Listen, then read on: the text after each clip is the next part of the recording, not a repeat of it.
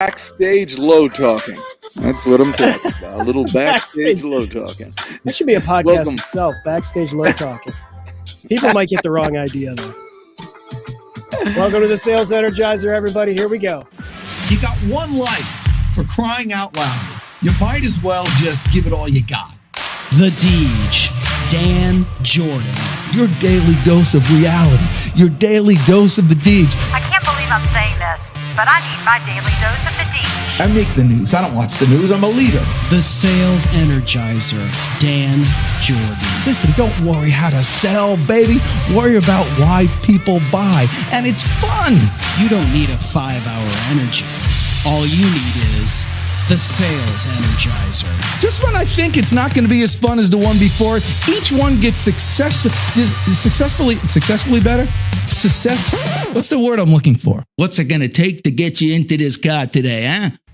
And now, please welcome the Sales Energizer, Dan Jordan.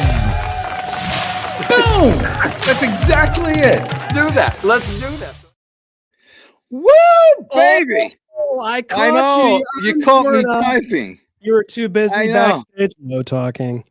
BSLT. Listen, my friend Chris Stone, it is the day before the day of giving thanks. That's But right. what people don't realize is you're the type of person that gives thanks every day.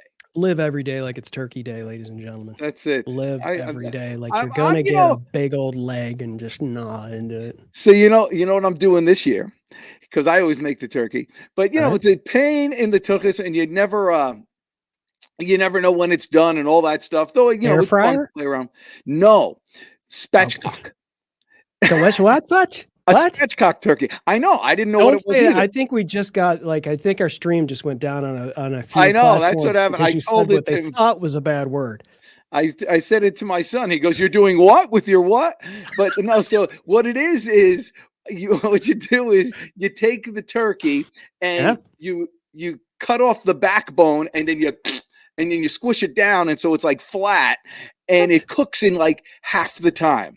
All right, I got to look this up. How do you spell it? How do you spell it? Spatch? Yeah, Spatchcock? SPACHCOCK. Yeah, spatchcock turkey. Yeah, and so I'm Oh my doing gosh, that. it's a which is- thing. How to Spatchcock Chicken by Martha Stewart. How to Spatchcock Turkey. Here's a 1-minute example on how to do it. So we're gonna listen, Dan. Like, there's nothing better than to have actual visual kibitz here. Oh yeah, it's a VK. And what I should do, I should have changed this banner. Like, if you've got any questions to, the many tens of people who are watching Yes. here on all the tubes.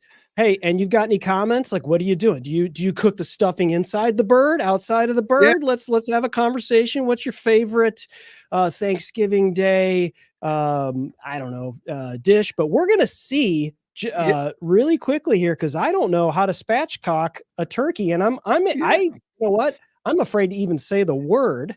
I know. Here's an example of spatchcocking a turkey right That's here. right. And we're getting this live, and I should have changed this banner to don't be a chicken to don't be a turkey. But don't be a chicken, and let us know where you're joining us from: LinkedIn, YouTube, Facebook, because we're getting a live demonstration here, ladies and gentlemen. I'm impressed. We hope doesn't take us down on YouTube on how to spatchcock a turkey. You're doing this, Dan? Yeah, well, I've already done it. So what you got to do is take off that backbone, and then you put it in the refrigerator for 24 hours and let it kind of dry out. It's like the same thing you do for Peking duck. And so that way, when you cook it, the outside is going to get all, firm. And see, the whole idea is creating a strong outer layer of the turkey, which you might think doesn't have anything to do with our next guest. I bet it does. What our guest, the good news is that today we have an opportunity. There are people today, everybody's getting together and all that stuff with their family, and they're going into, homes, and there's one thing that every one of them has. They may not have a turkey, they may not have, cranberry sauce, they may not have the perfect gravy, but you know what they're going to have? A roof on their house. Oh, roof. Everybody needs a roof. It's one of those things that you never even think about it until you're roofless, and That's then you get true. wet when it rains. That's true. I actually had I joined a group of the East Cobb Business Association, and I met somebody there in the roofing business, and we do business with the roofing business with sales training and things. And I met a guy who was probably the most inspirational young man I have met in years. I'm actually being sincere on this, because he's one of those people that his story can change your life, and it gives you faith in humanity and in the future. Wow. And so without any further ado, please help me welcome my real new friend, Tyler Streetman.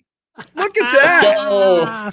What's up? What's up? He got the full sleeve. I think that may have been the first time on Dan Jordan Live that we've had somebody raise their arms in the air, and we got a full sleeve of tats. Let's go. Yeah, so that's amazing. Yeah, let's go, man. We should talk about that later for sure. Yeah, guys with guns aren't afraid to raise them high. That's what it is. There are some people we are definitely getting canceled. Between the spatchcock and the guys with guns. We are definitely. Well, you can't say guys. Did you just compare me to a spatchcocked turkey? Yes, that's right. Exactly. Everything. When you're introducing me, I love that. I've never heard that before. So there's only 7. It's like Kevin Bacon. There's only 7 degrees of separation between anyone and a spatchcock turkey. So yeah, well, he had told me about what was that word? So Tyler Streetman is also in my Toastmasters group. I say my Toastmasters group. We're in Toastmasters together, and he was the grammarian last week, and he said a word that I didn't even know what it was either. So I had to throw out spatchcock. What was the word? What was the story about that? It's polemic. So you can thank my wife for that. My wife is from Brazil, and she speaks Portuguese. That's her first language. So English is her second language. And when we were dating, she used this word, and I called her out on it. I'm like, that's not even a real word. What's that mean? But come to find out, it's a real word, and it means a controversial topic or argumentative topic or something like that. Oh, so Dan, you should definitely understand the meaning of polemic, because polemic. We should add that to the political. Sounds the same. Yeah, I thought that's like being pedantic. I thought that was the word, pedantic. That means like long-winded, doesn't it? Like pedantic. Doesn't I don't know. I don't. I hadn't heard that one either. I tell you what we do here on Dan Jordan Live, Dr. Tyler Streetman, is every time we learn a new word, because we don't ask people to bring vocabulary onto the Dan Jordan Live show, but when they do, and they're adding value to not only the car buying public here, but also to Dan and I, you know what you get? Look at the confetti. That. You get it. There's a vocabulary party right now happening on the day before Turkey Day here in the glorious state of Georgia. Dan, what would you normally, when you're in the Southern Command Center, what do you end up saying? The skies in the Southern Command Center, where the skies are dripping with sales and good energy here for the good people of Georgia. I'm telling you, it's the greatest. I came down here from New Jersey, and I think I told you this story, but I came here to visit a friend, met a girl, and I'm like, this place is great. I moved back. I went back home, moved here 2 weeks later, and have never left. And I've yet to have a bad day. Yet to have a bad day in this place. Wow. I just didn't belong there. And, sometimes you just know you're in the right place. Now, you somehow found yourself, Tyler Streetman, in the roofing industry. How the heck did that happen? Yeah, great question. I say the roofing industry found me. Before the roofing industry, I was in the fence business. I was installing fence. I was actually going out in the field doing installs. Funny enough, I actually went and had breakfast with my old boss yesterday down near the Athens area, around Jackson County. Had breakfast with him, but started off in the fence industry, installing. Felt like God was leading me to do something else. Just felt like I had more potential to step into something else. So I had some friends that were in the roofing business, and they were doing roofing sales. They were making good money. So I thought I would give it a shot. I just did a quick Google search. I didn't join the company my friends were with, but I did a quick Google search and found a company that was, they had an ad on Indeed. So I filled the application out, called them, went in, had an interview with them, sat down, we struck up a great conversation. And I just decided to take that leap of faith, step away from a guaranteed W-2 hourly position into 100% commission sales job, selling roofs that I had no experience in roofing, no experience in sales, but just took that leap of faith. And I was with that company. They're a big company in Atlanta. I was with them for almost 2 years, and just kind of like the transition from fencing to roofing, I just felt the Lord leading me to step out and start my own company. So I sat down with the owner of the company I was with, let them know where my heart was at, let them know how I was feeling. They hated to see me go, but supported me in the decision, and I still talk to them to this day. So, and that was 2 years in June. So June of 2021 is when we started Transformation Roofing, and it's been a journey. It's been a learning experience. It's been great ever since, though. Let me go back to the sales thing, because this is a sales show, and there's a lot of people, people get out of work or whatever, and they're looking for something.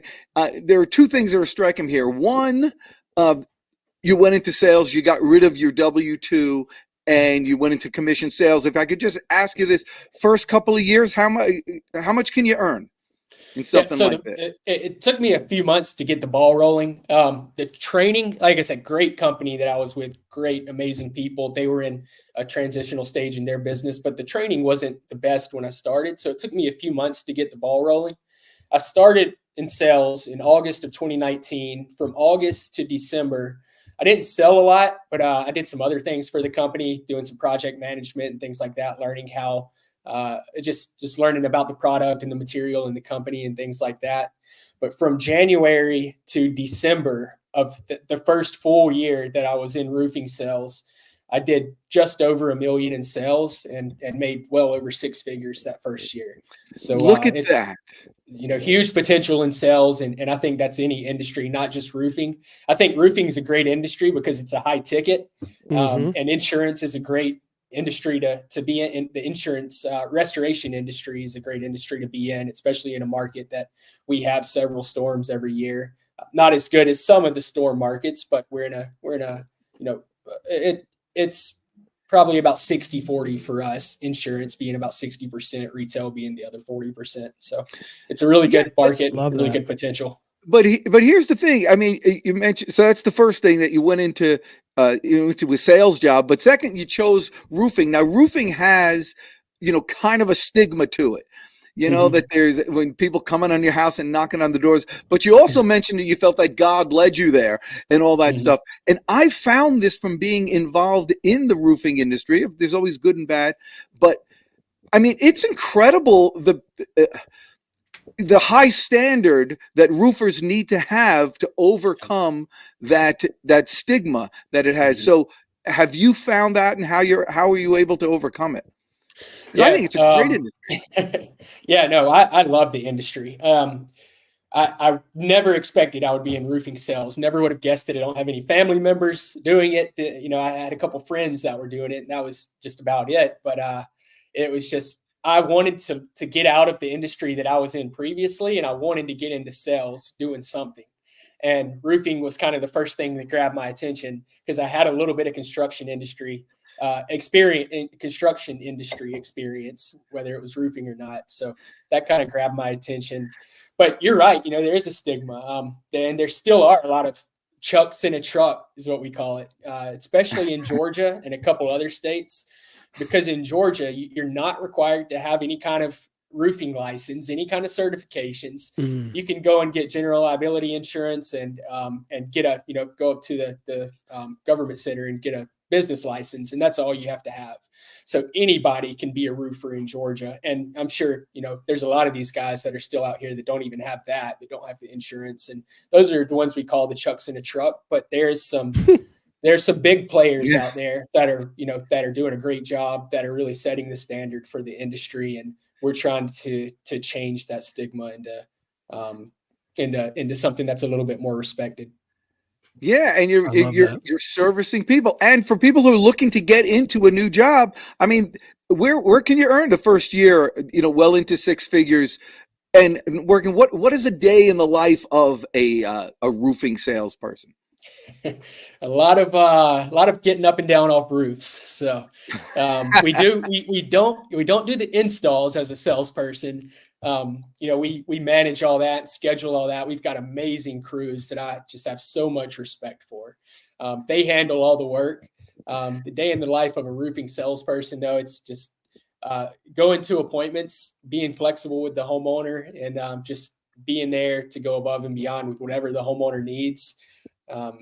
Just making sure we take care of them and we stand out and set ourselves apart from the rest of the competition out there, just doing the right thing for them. Look at these guys. They're crazy.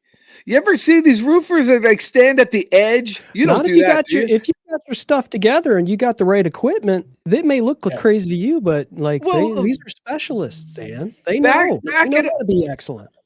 Back it up a little bit. I want to see that guy who's leaning forward. Yeah, and so he's harnessed in. He's got a rope. He's harnessed in right there. Yeah. Okay, wait. No. There's somebody laying. Hold on. Okay. It's coming. This is scintillating for our audio only listeners. This guy, that crazy guy. Look at him.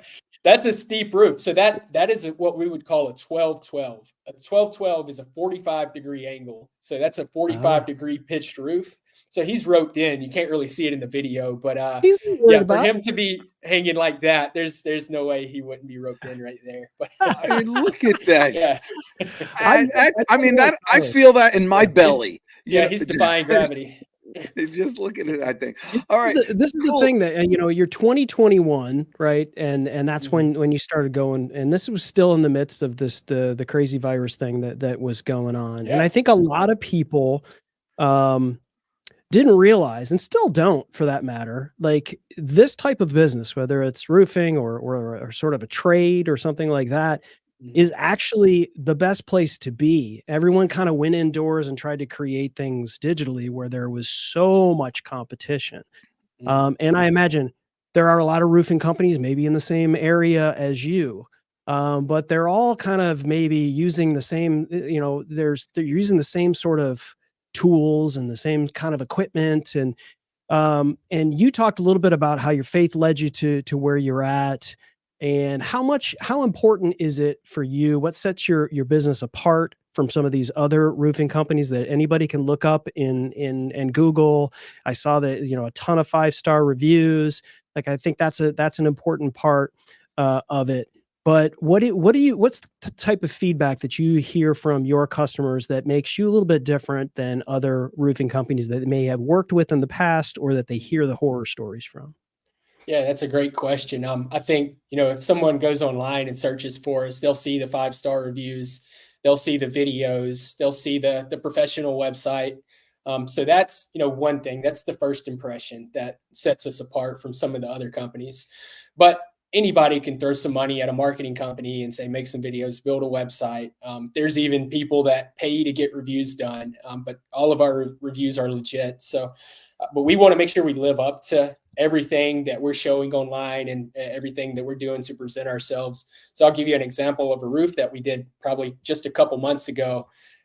We actually had an intern from UGA over the summer working with us, and we were out on a roof one day, and he was on the roof with us. He's back at school now, but he was on the roof with us, and he pointed next door and he said, "Hey, what's going on over there on that roof?" And there was like a missing shingle or a vent that had blown off or something. So I was like, "You've got a great eye. Let's take a picture of it and go over there and show them." So we did that, went over there, showed it to them.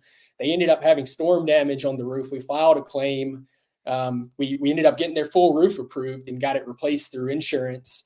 And it is a construction job. We tell all the homeowners it's a messy job, but it'll all be cleaned up, spotless at the end of the day. But sometimes things do go wrong. But when those things do go wrong, we're a company that's going to be there to make sure it's taken care of. And in this instance, we finished the job. It was a pretty large house. It was about the roof was about 5,500 square feet. So by the time we finished, the sun was starting to go down. There was a little bit of trash that was left out there. So the homeowners noticed it the next day, just like they had left a pile of shingles somewhere, a very small pile. And the homeowner noticed it. They reached out the homeowner reached out to me at about 9:30 or 10 o'clock at night, when I can't remember why they called so late, but I answered the phone. We had somebody out the very next morning, and I believe it was a weekend, to pick that stuff up. One of our project managers, James, and also our head crew chief, our installer, went out there, met with the homeowner, got everything cleaned up, and we had it taken care of. And I remember the homeowner, when I went to meet with him just to make sure everything was settled, everything was done the way they wanted it to, he said, we've had a lot of work done on our property in the past year or so. And he said, it's almost impossible to get people to call you back after the job is done, unless it's to collect money, or unless it's to, do more work, or whatever the case is. But if it's anything else that doesn't benefit that company, it's almost, and I believe he even mentioned it was almost impossible to get anybody to even respond to come out to give the estimate or do the work. So it just meant a lot to him, and went a long way to that family, that even after the job was done, we still cared about any kind of concerns or issues that they were having, and we were going to take care of it. Man. That's it. Yeah, You care about what other people, their situation. You're not selling shingles. You're protecting families, right? I mean, I think look at you. Look at that. Hey, like somebody hire me for marketing. Yeah, let's go. That's great. But you know what? It's not just the reason why that happened is because they live it. Now, I know this personally because we do business with Sales Arbiter, Crispin Cruz. Mm-hmm. And so we do some sales training. So we do a sales meeting. I'm with them every Monday with the team, just getting ready for the Monday morning things. And how they start their meetings, I think it's something, if you play that video again, you'll see it on there. But Tyler, tell them how you start your meetings. Yep. So we've got 5 core values that we built the foundation of the company on. We hire by those, we fire by them, we treat every customer by these core values. It's leadership, integrity, trust, excellence, and selflessness. So there you go. We need to get a better plaque or something to put up on the wall there with the core values. But as long as they're ingrained in here, that's what matters. So we've got those 5 core values. And so we start each Monday morning meeting off going around the room, and each one of the guys will pick out a core value that means something to them, or they'll pick one, and whichever one's, whichever one they want to pick for the week, and they'll mention how they can exemplify it for the week coming up, or a way that they were able to exemplify that core value in the last week, and also share something positive that happened over the previous week. So that's how we get Monday morning started off before we do anything else, before we jump into anything. It's just a great way to set the tone for the week. Yeah. And what I find is what it also does is it makes everybody feel responsible for each other, because nobody wants to so what happens, the meetings it's the craziest thing. I've been in a lot of sales meetings. Usually nobody shows up on time. There's always somebody walking in late. People are checking their phones. It's like not even a thought. People are there to share and help each other. It's just a terrific environment. And so that spills out to your customers, to your prospects. It just happens just by osmosis. You start treating people like you want to be treated. And because of that, Tyler Streetman, your business is kind of, grown pretty quickly in the first couple of years. Why don't you give us some numbers and some special things that have happened? Yeah, definitely. So like I said, June of 2021 was our first year. Just that was kind of a transitional year, stepping away from the sales job I had with the other company, still closing out a lot of those accounts, which that company was, they were just amazing enough to let me keep those accounts until I closed them all out. And I wanted to just go all in and make sure they were still taken care of, even though I wasn't with them anymore. So it was just transitioning and just really getting the foundation of the company built out, getting everything in place, making sure I had all the right licensings and insurance and all that stuff. So, we got a pretty slow start. I did a, I think about $500,000 in sales from June to December of 2021. And then June, or that was, 2021. So 2022, it was still kind of just me. Taty had came on, my wife. She had came on doing some admin stuff here and there. She was still just part-time. And I was just working on building our training systems out, working on getting our core values, mission, and all that in place, and just making sure that when we did start hiring people, that they had everything they would need for success. That year, we did just over $1 million in sales and jobs built. And this year, we've started building a team. My wife is full-time in the office now. We've got a team of 3 full-time, solid guys, solid sales reps. We've got an in-house gutter crew, and we've got our amazing crews. And we're right at about 2.5 million so far for this year. The goal is to push for 3. It's going to be close. We've all came up with a game plan. We actually just had a meeting this morning, and we're we've got some pretty cool things in place to close out the year with. So we'll see how it goes for the rest of the year. But it's just been amazing to see the growth, and the goal is to double again next year and build the team out, get a few more good guys that fit the culture and fit the core values, and bring them on and just continue to grow. You also do a bit what looks like to give back to the community, food pantry here, Must Ministries. Can we talk a little bit about what you and the company do in terms of maybe giving back to the community, other than protecting them from and repairing their roofs for storm damage? It looks like you're involved in a lot of different sort of ministries, community, not-for-profit type of deals. Yeah, most definitely. So Must Ministries, what you see in this picture, they're just an amazing nonprofit organization that's, I think they are in 5 different counties. Their headquarters, they're based in Cobb County. They do a lot of stuff within 5 of the surrounding counties around here, but they do a lot of stuff with the homeless, single moms, just a lot of different things to help out with the community. And the pictures that we're looking at here, they had a food drive at Kennesaw State for any of the students that needed anything. They could come through, and we were just passing out food to them. This was just a serve day that we had with our company. We had our guys out there, and just a really good time to be out there and give back and help out wherever we can. I've just got a giving heart, and we're a company that wants to. We're part of the community, so we want to do whatever we can to help out our community as we continue to grow. That's awesome. Yeah, So and it's not just words; it really does it. Yeah. We help with Must Ministries. There's a lot of other things we help out with as well. And I'll just give a shout out too with Must Ministries. They're doing a gobble jog at the Marietta Square for anybody that wants to come tomorrow. We'll be out there. So running the 10K tomorrow. The gobble jog. Anybody wants to join? Yep. Yeah, we did. That's a pretty big run. I used to do that with the kids. I pushed my kids in that one. Yeah, really? This is our first time. Yeah. Oh yeah, it's a good one. It's a good fun time there.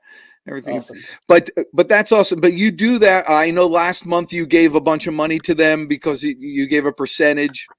Yeah, last month we did 2% of every job sold, every job signed for the month of October. 2% went back to Must Ministries.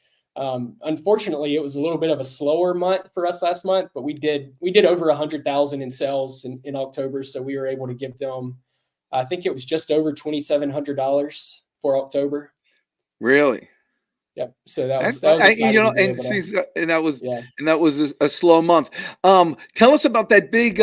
So you did a house for someone. You did such a good job with him, and he turned out to be a manager of some company. And what happened with that one? Yeah. So we're working on this job now. It's just a really cool story behind this, and I'll get into all the details. But it started off with we did some work, a couple of years ago for this homeowner. Went out, did some work for him. Actually took care of some stuff at no cost for him, just some simple minor stuff. They had some bigger issues a couple months down the road. We came out, did a repair for them. They were super happy with everything that they did, or that we did. And that time when I went out, he said, "Hey, by the way, do you do commercial roofing?" And I said, "Yeah, absolutely." And he said, "Well, I'm the GM at Medieval Times. If you guys have ever been to Medieval Times at the Sugarloaf Mall." Yeah. Speaking of turkey. Yeah, right. Speaking of Thanksgiving. So it's part of the mall. It's, we went out there, took a look at it. There was a lot of steps, just a very big process to get this job started and get it going. But we ended up getting the job. and we're actually working on it now. We're not on it today because of the weather, just so messy, but it's a job that's going to take about 2 months to do. It's about 1,300 squares, which that's roofing terms. A square is 100 square feet. So that's about 130,000 square feet of roof.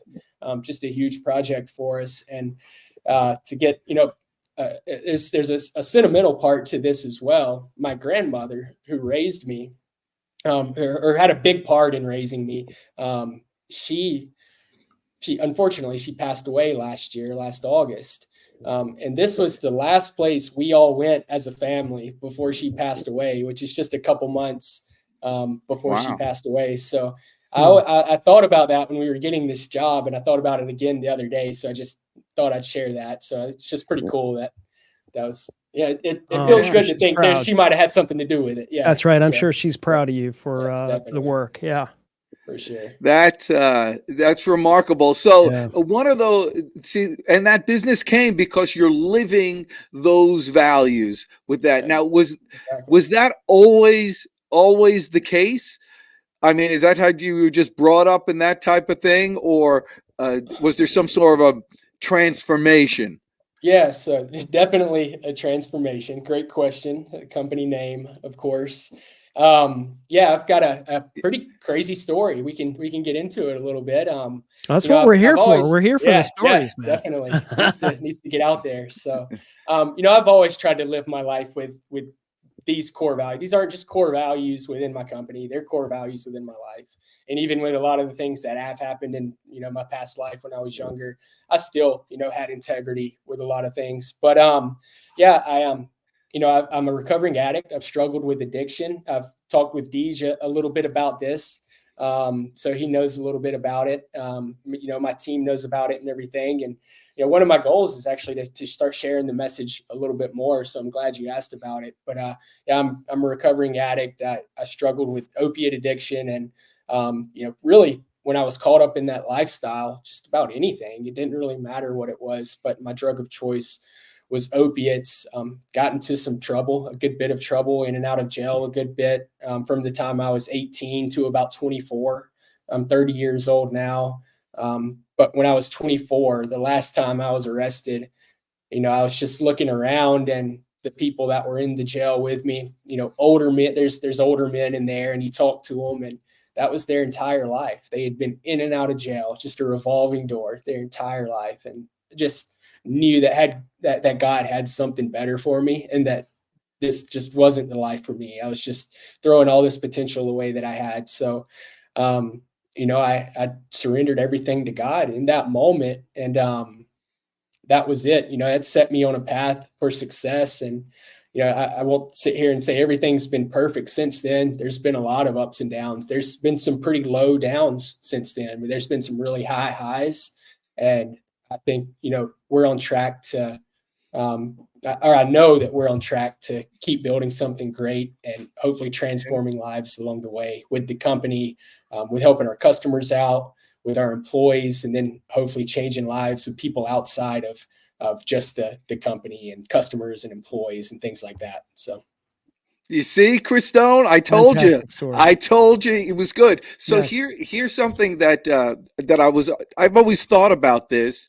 You hear stories peripherally that things happen, but you never, that people will go to prison and kind of find God and then change or whatever. You never hear somebody who goes to prison and finds atheism and turns their life around like that. That never kind of works. It's always that. But there's probably a lot of people that do find religion in prison and then come out and just revert right back.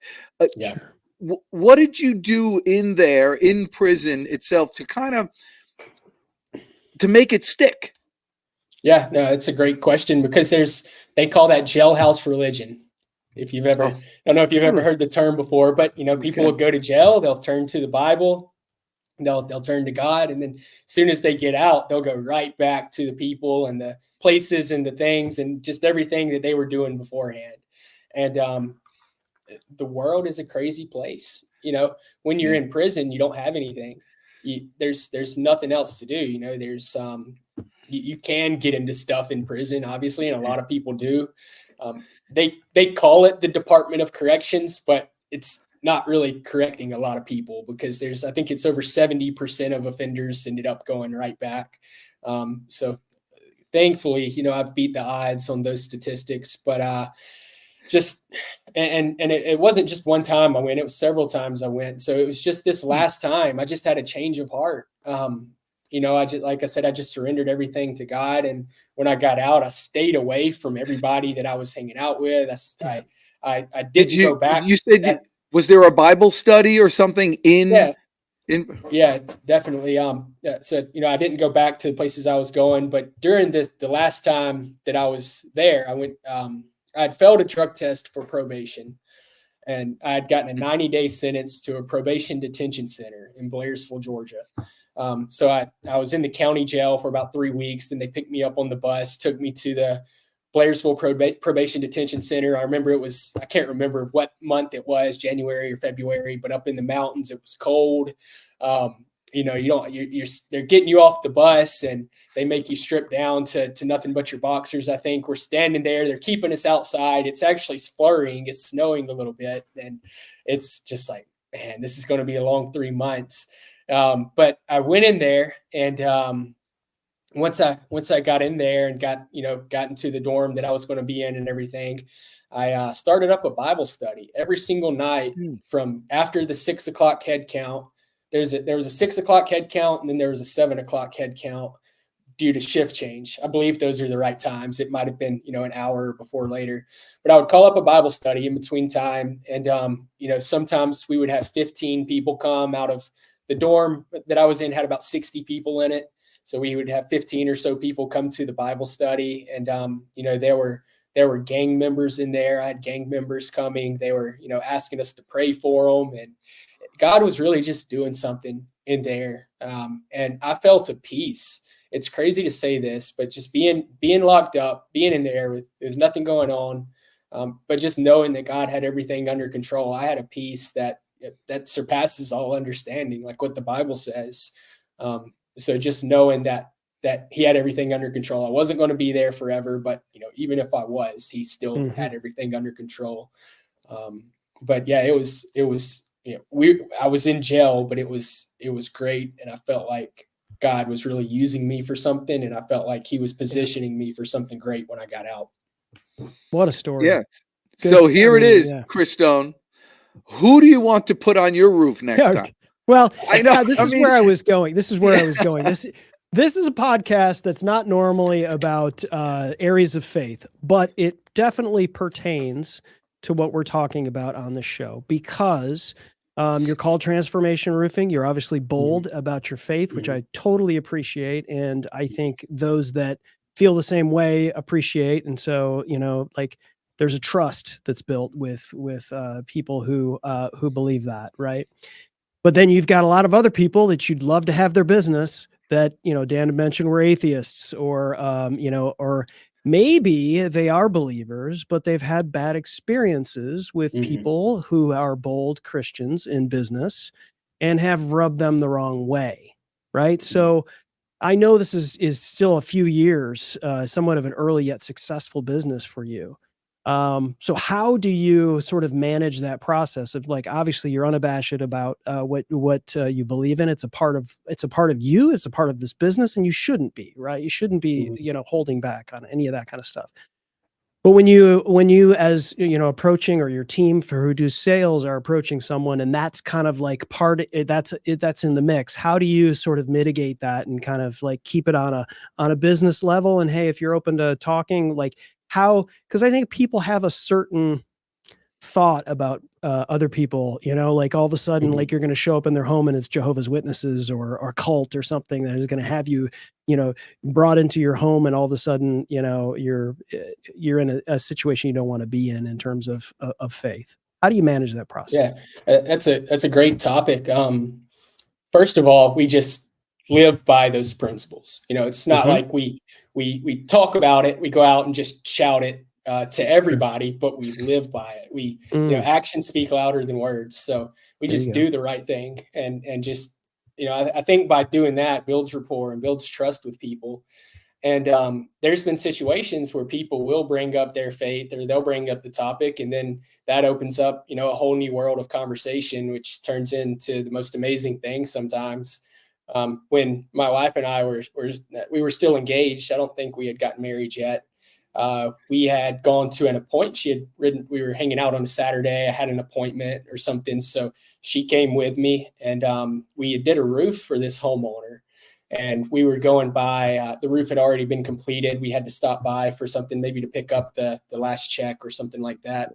And the husband and wife were, the husband had been battling cancer for a while, and he was about to go into a procedure that coming up Monday. And the procedure was a pretty serious procedure, and he was going to be in the hospital for 6 weeks or something like that. So, you know, we started talking about faith, and I asked if I could pray for him, and we were able to pray for him sitting there in the kitchen table. And, you know, everybody was crying, everybody was emotional, and it was just a really amazing experience to be able to do that. And, hopefully be able to, you know, positively affect someone's life or impact someone's life like that. And they did make it out of the surgery okay. I haven't talked to this person in about a year, but we did stay in touch a little bit afterwards, and everything was going well. So that was good. We've got another guy as well. His name's AJ. He's got a background in ministry, and he'll go out, and he's got an amazing personality. The way he talks to people, he can hold a conversation with someone, start a conversation with someone about just about anything. And he treats his job like a ministry. He does sales. He'll go out and, you know, sell the job, but he's a very respectable person.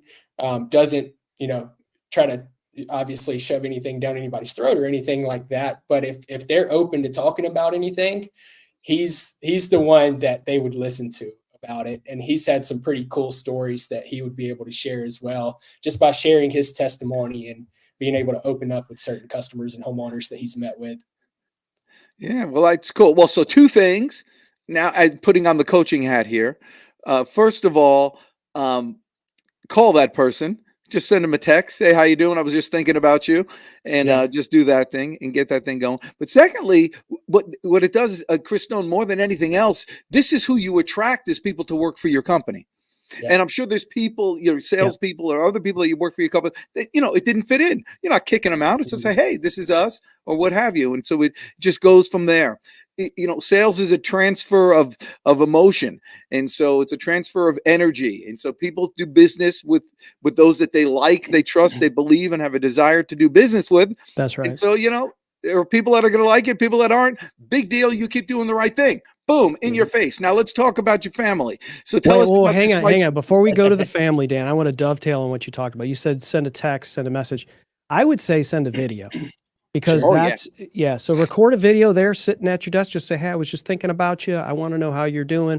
There's lots of different services Dan can hook you up with. We're not sponsored by any of them. Vidyard, Loom. There's a whole bunch of, you know, free services you can embed into an email and a text. And I think the open rate, you know, like Joe Miller, and he's doing all this stuff on video on LinkedIn, and you could do that, you know, easy peasy, 50 seconds, and it is over.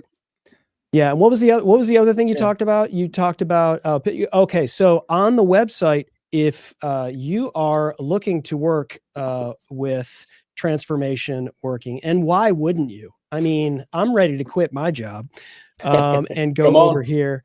You can go to transformationroofing.com. There is a, under contact, there's a careers section for you. And here there's a couple of videos of Tyler talking about the company. You can fill out your information, your experience, your education, upload your resume. It looks like they are hiring, ladies and gentlemen. So why would you not want to work for these folks? Although I am seeing you're not in my, you don't go to my territory. You just said you went to Sugarloaf. I'm in that area, but it doesn't look like on your website. For medieval times, we'll go to Sugarloaf. That's what I'm saying.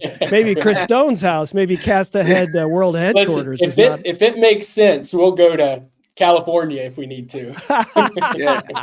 Well, there's a lot of places here in Georgia that you go to. You're going to Gwinnett, but not all. But it doesn't look like Duluth is on the list. Well, but we service Gwinnett. So residential, commercial. We would service all of Georgia.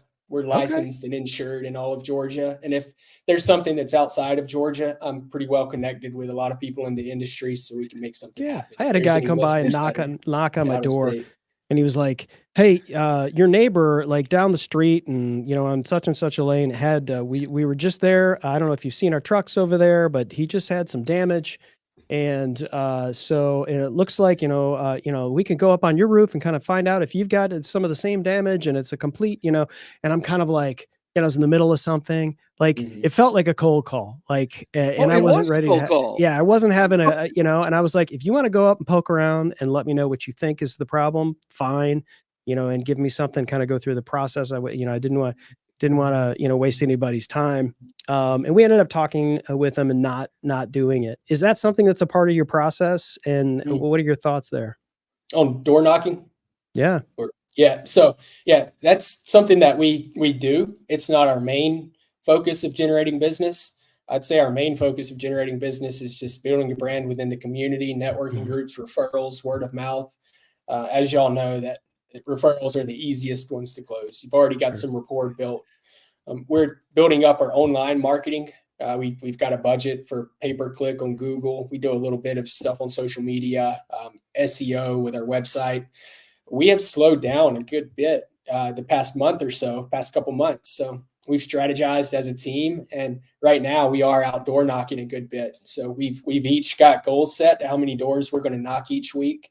And we've been doing that the past couple months, and we would do it here and there as well during the summer and spring and the months we were busy, especially if we have a job going up in a neighborhood.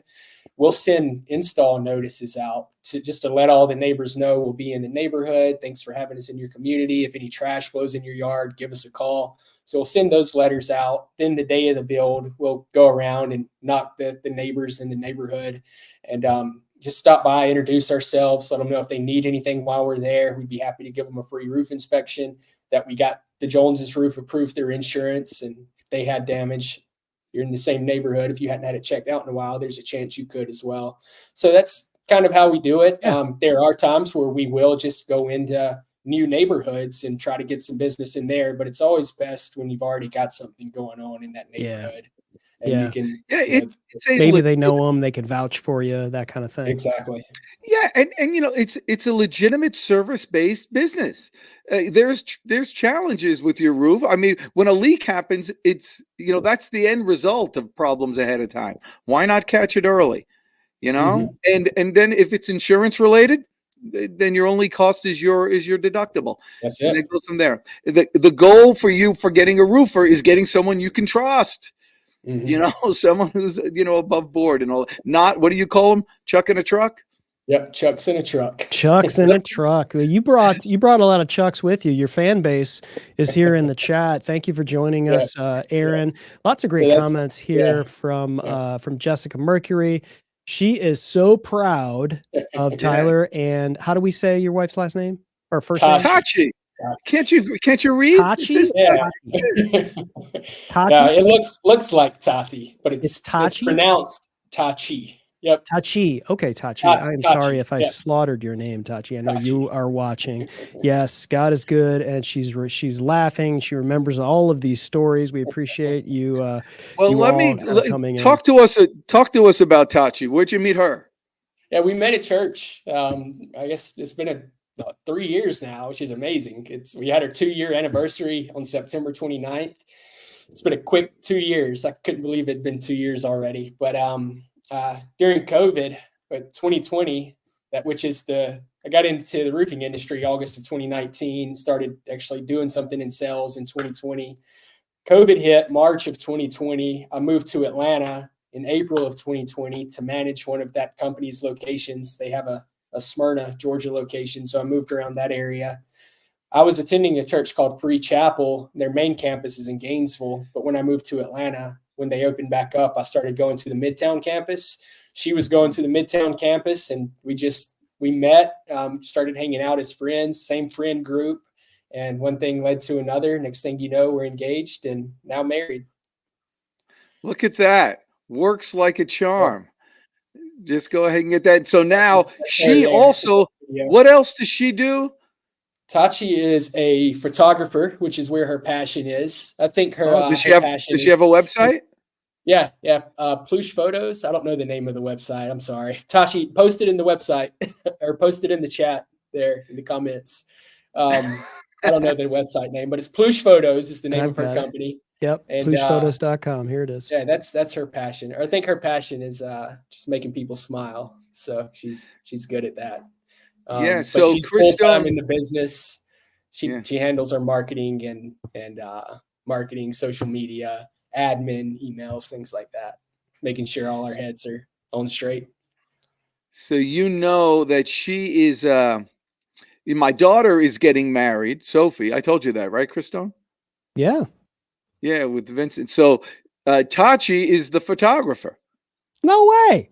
Yeah, that's it. She's really excited about that too. That's awesome. Well, if you could Yeah. hope to get as great of photos as I'm seeing here, you're in for this is great. Good stuff. Makes me want to get married again. Yeah. So I'll tell you what Sophie said about Taty because they met and all that stuff. And Sophie came home. She goes, "I love her. I just love her." I go, "What do you love about it?" She goes, she tells a story and she smiles and then she laughs at herself. Like she just laughs while she's talking about stuff. So she had a kick out of it. And so it's going to be a great wedding and all that stuff. So awesome. So, Tyler, my friend, what'd you think of the podcast? This is only your second Love podcast. it. This is it already been an hour? I know, isn't that crazy? 50 minutes already. Yeah, this has been amazing. Y'all are great. And this is good. Well, Kristone is an actual professional at this, and he does it great. And so, if you have to, on a final thoughts, Actual professional. if somebody's doing work on their house, and you have to pick a roofer or something like that, what does somebody look for? The main goal is not to get ripped off. What does somebody look for in a roofer to do business with? Yeah, definitely do your research. If you don't, I would say reach out to someone. If you know someone that's recently gotten their roof replaced, get a referral. If that company did a good job for them, that's your first key that it might be a good person to reach out to. Don't always base it on price. Look for value. Price, the cheapest isn't always best, especially when you have to do it again in a year.